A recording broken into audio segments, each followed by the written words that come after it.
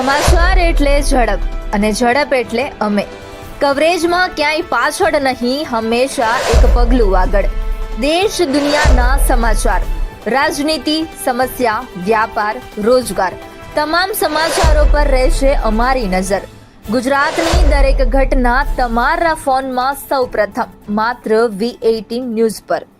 અમદાવાદ જિલ્લાના બાવડામાં એક ચોંકાવનારી ઘટના સામે આવી છે કે જ્યાં મોડી રાત્રે મોટા અવાજે મ્યુઝિક વગાડવા જેવી સામાન્ય બાબતે થયેલી બોલાચાલીએ લોહિયાળ સ્વરૂપ ધારણ કર્યું હતું, જેમાં એક વ્યક્તિની હત્યા થઈ છે. બાવડાની શ્યામ પાર્ક સોસાયટીમાં રહેતા બે પાડોશીઓ વચ્ચે થયેલા સામાન્ય ઝઘડાએ ગંભીર ગુનાનું સ્વરૂપ લીધું હતું. મોડી રાત્રે આરોપી સુરેશ ઠક્કર દ્વારા મોટા અવાજે મ્યુઝિક વગાડવામાં આવી રહ્યું હતું. આ વાતથી સોસાયટીના રહેવાસી પ્રદીપસિંહ ચૌહાણે વાંધો હતો. તેમણે મ્યુઝિકનો અવાજ ધીમો કરવા માટે કહ્યું હતું. આ બાબતે બંને વચ્ચે ઉગ્ર બોલાચાલી શરૂ થઈ હતી. ઝઘડાએ એટલું ગંભીર સ્વરૂપ લીધું કે ગુસ્સામાં આવેલા આરોપી સુરેશ ઠક્કરે અચાનક છરો કાઢી પ્રદીપસિંહ ચૌહાણની છાતીના ભાગે ઘા મારી દીધો હતો. બાવડા પોલીસે હત્યા આરોપી સુરેશ ઠક્કરની ધરપકડ કરી છે. બાવડા પોલીસ સ્ટેશન ખાતે ગત રોજ દાખલ થયેલ હત્યાના બનાવ અંગે વિગતે જોતા બાવડા પોલીસ સ્ટેશન વિસ્તારમાં બાવડા ખાતે શ્યામ કોમ્પ્લેક્સ ખાતે ભાડુઆત તરીકે રહેતા રવિન્દ્રભાઈને તેમના પાડોશી એટલે કે આ ગુનાના આરોપી સંજયભાઈ ઠક્કરનાઓ દ્વારા પોતે મોટેથી મ્યુઝિક વગાડે છે તે બાબતની રજૂઆત કરેલ, તેમજ સંજયભાઈ નાઓએ રવિન્દ્રભાઈના ઘર માલિક એટલે કે જે ભોગ બનનાર પ્રદીપસિંહ ચૌહાણ નાઓને ફોન કરી અને આ અંગે કમ્પ્લેન કરી હતી. આ કમ્પ્લેન મળતા પ્રદીપભાઈ ચૌહાણ નાઓ સુરેશભાઈ ઠક્કર નાઓ પાસે આવી અને રવિન્દ્રને પણ સાથે લાવે છે અને મ્યુઝિક મોટેથી વગાડતા ન હોવાનું જણાવે છે અને આ અંગે ઉગ્ર બોલાચાલી થાય છે.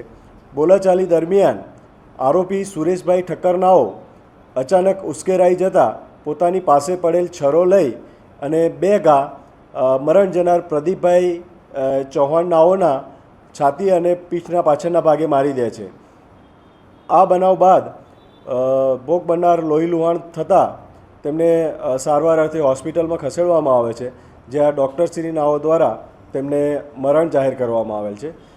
આ અંગે બાવડા પોલીસ સ્ટેશન ખાતે BNS સેક્શન 103(1) મુજબ ગુનો દાખલ કરી વધુ તપાસ હાથ ધરવામાં આવેલ છે. આ ગુનાના આરોપી સુરેશભાઈ ઠક્કર નાઓને બાવડા પોલીસ સ્ટેશન દ્વારા ગણતરીના કલાકોમાં અટક કરી વધુ પૂછપરછ હાથ ધરવામાં આવેલ છે.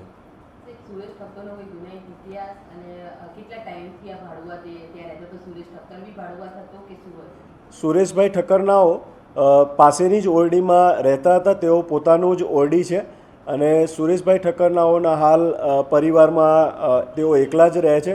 તેમના પત્ની અને બાળક જે છે એ પાછલા એકાદ વર્ષથી રીસામણે ગયેલ છે. સુરેશભાઈ ઠક્કરનાઓના ગુનાહિતી ઇતિહાસ જોતાં તેમના ઉપર દારૂ પીવા વગેરેના ગુના અગાઉ નોંધાયેલા છે. સુરેશભાઈ ઠક્કરનાઓ હાલ તો કોઈ કામધંધો નહીં, પરંતુ આ રીતે ભાડાની આવકો અને એ રીતે પોતાનું જીવન ગુજારે છે.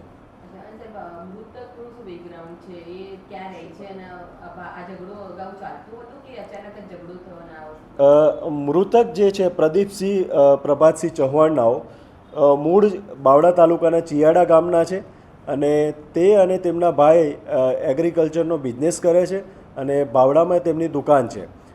આ ઉપરાંત તેઓ આ જે ઓરડી જે છે તેઓ પોતાની માલિકી ધરાવતા અને તેઓ ભાડેથી રવિન્દ્રભાઈ નાઓને આ ઓરડી આપેલી હતી. એટલે અને તેમની ઉંમર 36 વર્ષ છે અને તેમના ભાડુઆત પક્ષ લેવા જતાં આ અંગે સુરેશભાઈ ઠક્કર નાઓ સાથે અમને બોલાચાલી થયેલ છે. આ અગાઉ આ પ્રકારની કોઈ બનાવ કે કોઈ અરજી આવેલ નથી.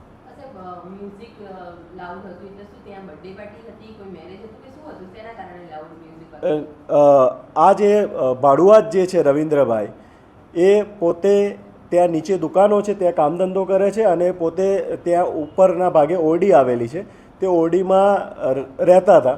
તો ત્યાં કોઈ એવી કોઈ પાર્ટી કે કોઈ સેલિબ્રેશન નહોતું, માત્ર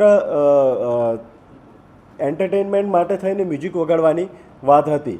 પરંતુ તેમણે જણાવેલ કે તેઓ કોઈ મોટા અવાજે કોઈ મ્યુઝિક નહોતા વગાડતા, પરંતુ એમણે એવું કીધું હતું કે આ ભાડુઆતોને અહીંયાથી તમે ખાલી કરાવી દો. એટલે આ બાબતે થઈને ઉગ્ર બોલાચાલી થયેલ.